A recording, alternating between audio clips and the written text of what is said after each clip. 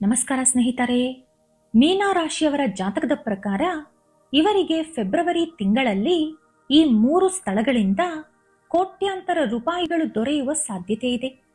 ಮೀನ ರಾಶಿಗೆ ಸೇರಿದವರು ತಪ್ಪದೆ ಕೇಳಬೇಕಾದ ನೋಡಬೇಕಾದ ವಿಡಿಯೋ ಇದು. ಲಕ್ಷ್ಮೀ ದೇವಿಯ ಕೃಪಾದೃಷ್ಟಿ ನಿಮ್ಮ ಮೇಲೆ ಬಿದ್ದಿದೆ. ಮೀನ ರಾಶಿಯವರಿಗೆ ಬರಲಿರುವ ಕಾಲವು ಒಂದು ಸುವರ್ಣ ಅಧ್ಯಾಯ ಎಂದು ಹೇಳಬಹುದು. ಇಷ್ಟು ದಿನಗಳಿಂದ ನೀವು ಅನುಭವಿಸುತ್ತಿರುವ ಕಷ್ಟಗಳು ಮತ್ತು ಆರ್ಥಿಕ ತೊಂದರೆಗಳಿಗೆ ಈಗ ಅಂತ್ಯ ಸಮೀಪಿಸಿದೆ. ಗ್ರಹಗಳ ಸ್ಥಿತಿಗತಿ ನಿಮ್ಮ ಪರವಾಗಿ ಬದಲಾಗಿರುವುದರಿಂದ ನಿರೀಕ್ಷೆಯಿಲ್ಲದ ರೀತಿಯಲ್ಲಿ ಆಕಸ್ಮಿಕವಾಗಿ ಈ 3 ವಿಶೇಷ ಮಾರ್ಗಗಳ ಮೂಲಕ ನಿಮಗೆ ಕೋಟ್ಯಾಂತರ ರೂಪಾಯಿ ಬರಲಿದೆ. ಇದು ಕೇವಲ ನನ್ನ ಮಾತಲ್ಲ, ಗ್ರಹಗಳ ಅನುಕೂಲತೆಯಿಂದ ನಡೆಯಲಿರುವ ಅದ್ಭುತವೆಂದು ಹೇಳಬಹುದು. ಈಗ ಸಾಮಾನ್ಯ ಜೀವನ ನಡೆಸುತ್ತಿರುವ ನೀವು ಅತ್ಯಂತ ಧನಿಕರಾಗುವ ಬಲವಾದ ಯೋಗ ಕಾಣಿಸುತ್ತಿದೆ. ಆ 3 ರಹಸ್ಯ ಮಾರ್ಗಗಳು ಯಾವುವು? ಅವು ನಿಮ್ಮ ಭಾಗ್ಯವನ್ನು ಹೇಗೆ ಬದಲಿಸುತ್ತವೆ? ಇದನ್ನು ತಿಳಿಯಬೇಕಾದರೆ ಈ ವಿಡಿಯೋವನ್ನು ಯಾವುದೇ ಕಾರಣಕ್ಕೂ ಮಿಸ್ ಮಾಡದೆ ಕೊನೆಯವರೆಗೂ ನೋಡಿ. ಹಾಗೆಯೇ ಈ ವಿಡಿಯೋ ನೋಡುವ ಮೊದಲು ಓಂ ದುರ್ಗಾಯೇ ನಮಃ ಎಂದು ಭಕ್ತಿಯಿಂದ ಕಮೆಂಟ್ ಮಾಡಿ. ವಿಡಿಯೋಗೆ ಒಂದು ಚಿಕ್ಕ ಲೈಕ್ ಕೊಟ್ರೆ ಇನ್ನಷ್ಟು ಹೆಚ್ಚು ಮೀನ ರಾಶಿಯವರಿಗೆ ಈ ವಿಡಿಯೋ ತಲುಪುತ್ತದೆ. ಹಾಗೆ ನಮಗೂ ಸ್ವಲ್ಪ ಪ್ರೇರಣೆ ಸಿಗುತ್ತದೆ. ಇನ್ನು ನಮ್ಮ ಚಾನೆಲ್ ಅನ್ನು ಸಬ್ಸ್ಕ್ರೈಬ್ ಮಾಡ್ಕೊಂಡಿಲ್ಲ ಅಂದ್ರೆ ಖಂಡಿತ ಈಗಲೇ ಸಬ್ಸ್ಕ್ರೈಬ್ ಮಾಡ್ಕೊಳ್ಳಿ. ಜ್ಯೋತಿಷ್ಯ ಶಾಸ್ತ್ರದ 12 ರಾಶಿಗಳಲ್ಲಿ ಕೊನೆಯದು ಮತ್ತು ಅತ್ಯಂತ ನಿಗೂಢವಾದುದು ಮೀನ ರಾಶಿ. ಈ ರಾಶಿಯ ಅಧಿಪತಿ ಬೃಹಸ್ಪತಿ ಆಗಿರುವುದರಿಂದ ಇವರಲ್ಲಿ ಸಹಜವಾಗಿ ಜ್ಞಾನ, ಆಧ್ಯಾತ್ಮಿಕತೆ ಮತ್ತು ಇತರರ ಮೇಲೆ ಅಪಾರ ಕರುಣೆ ಕಾಣಿಸುತ್ತದೆ. ಮೀನ ರಾಶಿಯನ್ನು ಒಂದು ಅನಂತ ಮಹಾಸಾಗರಕ್ಕೆ ಹೋಲಿಸಬಹುದು. ಸಮುದ್ರ ಮೇಲ್ಮೈಯಲ್ಲಿ ಎಷ್ಟು ಶಾಂತವಾಗಿ ಕಾಣಿಸಿದರೂ ಅದರೊಳಗೆ ಎಷ್ಟೋ ಆಳ, ಅಲೆಗಳು ಮತ್ತು ಜೀವ ವೈವಿಧ್ಯ ಇರುತ್ತದೆಯೋ ಮೀನ ರಾಶಿಯವರ ಮನಸ್ಸು ಕೂಡ ಹಾಗೆ ಇರುತ್ತದೆ. ಇವರು ರಾಶಿಚಕ್ರದಲ್ಲಿ ಕೊನೆಯವರಾಗಿರುವುದರಿಂದ ಉಳಿದ 11 ರಾಶಿಗಳ ಒಳ್ಳೆಯದು ಮತ್ತು ಕೆಟ್ಟ ಸ್ವಭಾವಗಳು ಅಲ್ಪ ಸ್ವಲ್ಪ ಇವರಲ್ಲಿ ಅಡಗಿರುತ್ತವೆ. ಆದ್ದರಿಂದ ಇವರನ್ನು ಮುದಿ ಆತ್ಮಗಳು ಅಂತ ಕೂಡ ಕರೆಯುತ್ತಾರೆ. ಚಿಕ್ಕ ವಯಸ್ಸಿನಲ್ಲೇ ಹೆಚ್ಚು ಪರಿಪಕ್ವತೆಯೊಂದಿಗೆ ಇವರು ವರ್ತಿಸುತ್ತಾರೆ. ಲೌಕಿಕ ಪ್ರಪಂಚಕ್ಕಿಂತ ಭಾವನೆಗಳ ಅದೃಶ್ಯ ಪ್ರಪಂಚದ ಮೇಲೆ ಇವರಿಗೆ ಹೆಚ್ಚು ಆಸಕ್ತಿ ಇರುತ್ತದೆ. ಆದ್ದರಿಂದ ಇವರು ತಮ್ಮದೇ ಕಲ್ಪನಾ ಲೋಕದಲ್ಲಿ ವಿಹರಿಸುತ್ತಿರುತ್ತಾರೆ. ಕಠಿಣ ವಾಸ್ತವಗಳು ಇವರನ್ನು ಬೇಗ ಗಾಯಗೊಳಿಸುತ್ತದೆ. ಆದ್ದರಿಂದ ಇವರು ಒಂಟಿತನವನ್ನು ಹೆಚ್ಚು ಇಷ್ಟಪಡುತ್ತಾರೆ. ಆದರೆ ಆ ಒಂಟಿತನವು ಶಿಕ್ಷೆಯಲ್ಲ, ಅದು ತಮ್ಮನ್ನು ತಾವು ಪುನರ್ಶಕ್ತಿ ಪಡೆದುಕೊಳ್ಳುವ ಪ್ರಕ್ರಿಯೆ.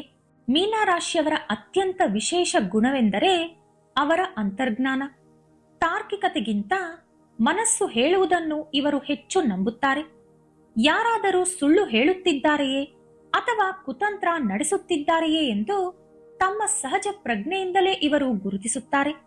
ಇವರಲ್ಲಿ ಸಹಾನುಭೂತಿ ತುಂಬಾ ಹೆಚ್ಚು. ಇತರರ ನೋವನ್ನು ತಮ್ಮದೇ ನೋವಿನಂತೆ ಅನುಭವಿಸುತ್ತಾರೆ. ಈ ಗುಣದಿಂದ ಇವರು ಒಳ್ಳೆಯ ಮಾನವತಾವಾದಿಗಳು, ಕೌನ್ಸಿಲರ್ಗಳು ಅಥವಾ ಹೀಲರ್ಗಳಾಗಿ ಒಳ್ಳೆ ಹೆಸರು ಮಾಡುತ್ತಾರೆ. ಆದರೆ ಇದೇ ಕಾರಣದಿಂದ ಇತರರ ನಕಾರಾತ್ಮಕ ಶಕ್ತಿಗಳನ್ನು ಕೂಡ ಶೀಘ್ರವಾಗಿ ಗ್ರಹಿಸಿ ಮಾನಸಿಕ ಒತ್ತಡಕ್ಕೆ ಒಳಗಾಗುತ್ತಾರೆ. ಆದ್ದರಿಂದ ಶಾಂತಿ ಮತ್ತು ನಿಶ್ಶಬ್ದತೆಯನ್ನು ಇವರು ಸದಾ ಹುಡುಕುತ್ತಿರುತ್ತಾರೆ. ಪ್ರೇಮ ಮತ್ತು ಬಂಧಗಳಲ್ಲಿ ಮೀನ ರಾಶಿಯವರು ಅತ್ಯಂತ ಸಂವೇದನಾಶೀಲರು. ಪ್ರೀತಿಯನ್ನು ದೈವಿಕ ಭಾವನೆ ಎಂದು ನೋಡುತ್ತಾರೆ. ತಮ್ಮ ಸಂಗಾತಿಯನ್ನು ದೇವರಂತೆ ಆರಾಧಿಸುವ ಸ್ವಭಾವ ಇವರದು. ಇವರ ಪ್ರೀತಿಯಲ್ಲಿ ಕಪಟವಿಲ್ಲ, ಶುದ್ಧ ಸಮರ್ಪಣೆ ಮಾತ್ರ ಇರುತ್ತದೆ. ಆದರೆ ಅದೇ ಮಟ್ಟದ ಭಾವನಾತ್ಮಕ ಪ್ರತಿಕ್ರಿಯೆ ಎದುರಾಳಿಯಿಂದ ಕೂಡ ಇವರು ನಿರೀಕ್ಷಿಸುತ್ತಾರೆ. ಸಿಗದಿದ್ದಾಗ ಒಳಗೊಳಗೆ ದುಃಖ ಪಡುತ್ತಾರೆ. ಕಲಾತ್ಮಕ ಕ್ಷೇತ್ರಗಳಲ್ಲಿ ಇವರಿಗೆ ಸಮಾನರಿಲ್ಲ. ಸಂಗೀತ, ಚಿತ್ರಕಲೆ, ಅಭಿನಯ ಅಥವಾ ಬರವಣಿಗೆ ಯಾವುದೇ ಕ್ಷೇತ್ರದಲ್ಲಿ ಅಸಾಮಾನ್ಯ ಪ್ರತಿಭೆ ತೋರಿಸುತ್ತಾರೆ. ಹಣ ಅಥವಾ ಹೆಸರಿಗಾಗಿ ಕೆಲಸ ಮಾಡುವುದಕ್ಕಿಂತ ಆತ್ಮ ಸಂತೃಪ್ತಿಗಾಗಿ ಇವರು ಕೆಲಸ ಮಾಡುತ್ತಾರೆ. ವೃತ್ತಿಪರವಾಗಿ ಸೃಜನಾತ್ಮಕ ಕೆಲಸಗಳಲ್ಲಿ ಹೆಚ್ಚು ಮೆರೆದರೂ ಆರ್ಥಿಕ ವಿಷಯಗಳಲ್ಲಿ ಹೆಚ್ಚು ಪಟ್ಟು ಇವರಿಗೆ ಇರುವುದಿಲ್ಲ. ಹಣ ಸಂಪಾದಿಸುವುದಕ್ಕಿಂತ ಅದನ್ನು ಯಾವ ರೀತಿ ಬಳಸಬೇಕು ಎಂದು ಯೋಚಿಸುತ್ತಾರೆ. ಕೆಲವೊಮ್ಮೆ ಸಮಸ್ಯೆಗಳನ್ನು ಎದುರಿಸುವುದಕ್ಕಿಂತ ಅದರಿಂದ ತಪ್ಪಿಸಿಕೊಳ್ಳಲು ಯತ್ನಿಸುತ್ತಾರೆ. ಆದ್ದರಿಂದ ತಮ್ಮ ಸುತ್ತ ಒಂದು ಗಡಿ ಹಾಕಿಕೊಳ್ಳುವುದನ್ನು ಕಲಿಯಬೇಕು. ಮೀನರಾಶಿಯವರ ಜೀವನದ ಗುರಿ ಕೇವಲ ಭೌತಿಕ ಸುಖವಲ್ಲ, ಆತ್ಮ ಸಾಕ್ಷಾತ್ಕಾರ. ಭಕ್ತಿ ಭಾವವು ಹೆಚ್ಚಾಗಿ ಇರುತ್ತದೆ. ಪ್ರೀತಿ ಎಂಬುದೇ ಇವರ ಸಿದ್ಧಾಂತ. ಆರೋಗ್ಯದ ದೃಷ್ಟಿಯಿಂದ ಪಾದಗಳು ಮತ್ತು ಮಾನಸಿಕ ಆರೋಗ್ಯದ ಬಗ್ಗೆ ನೀವು ಜಾಗರೂಕರಾಗಬೇಕು. ನೀರಿನ ಸಮೀಪ ಸಮಯ ಕಳೆಯುವುದರಿಂದ ನಿಮಗೆ ಹೆಚ್ಚು ಮನಃಶಾಂತಿ ಸಿಗುತ್ತದೆ. ಇದೀಗ ಮುಖ್ಯ ವಿಷಯ. ಈ 3 ಮಾರ್ಗಗಳಿಂದ ನಿಮಗೆ ಐಶ್ವರ್ಯ ಲಭಿಸುತ್ತದೆ. ಮೊದಲ ಮಾರ್ಗ ವ್ಯವಹಾರ ಅಂದ್ರೆ ವ್ಯಾಪಾರ. ಈ ರಾಶಿಯವರಿಗೆ ವ್ಯಾಪಾರದಲ್ಲಿ ಯಶಸ್ವಿಯಾಗುವ ಬುದ್ಧಿಶಕ್ತಿ ಸಹಜವಾಗಿಯೇ ಇರುತ್ತದೆ. ಆದರೆ ಧೈರ್ಯ ಮಾತ್ರ ಸಾಕಾಗದು, ತಿಳುವಳಿಕೆ ಕೂಡ ಬೇಕು. ನಿಮ್ಮ ಅನುಭವ ಇರುವ ಕ್ಷೇತ್ರದಲ್ಲೇ ನೀವು ವ್ಯವಹಾರ ಆರಂಭಿಸಬೇಕು. ಕಡಿಮೆ ಹೂಡಿಕೆಯಿಂದ ಪ್ರಾರಂಭಿಸಿ ನಿಧಾನವಾಗಿ ವಿಸ್ತರಿಸುವುದು ಉತ್ತಮ. ಅನುಭವಿಗಳ ಸಲಹೆ ತಪ್ಪದೆ ಪಡೆಯಬೇಕು. ಎರಡನೇ ಮಾರ್ಗ ಪೂರ್ವಿಕರ ಆಸ್ತಿ. ಕುಟುಂಬದಲ್ಲಿ ಆಸ್ತಿ ಹಂಚಿಕೆ ಅಥವಾ ಕೋರ್ಟ್ ಪ್ರಕರಣಗಳು ಇದ್ದರೆ ಈಗ ಗ್ರಹಬಲ ನಿಮ್ಮ ಪರವಾಗಿದೆ. ನಿಮ್ಮ ಹಕ್ಕಿನ ಆಸ್ತಿ ಪಡೆಯುವ ಸಾಧ್ಯತೆ ಹೆಚ್ಚಾಗಿದೆ. ಇದರಿಂದ ಆಕಸ್ಮಿಕವಾಗಿ ಧನಲಾಭವಾಗಬಹುದು. ಮೂರನೇ ಮಾರ್ಗ ಉದ್ಯೋಗ. ಉದ್ಯೋಗದಲ್ಲಿರುವವರು ತಮ್ಮ ಕೌಶಲ್ಯ ಹೆಚ್ಚಿಸಿಕೊಂಡು ಬೆಳವಣಿಗೆಯ ಕಡೆ ಗಮನ ಹರಿಸಬೇಕು.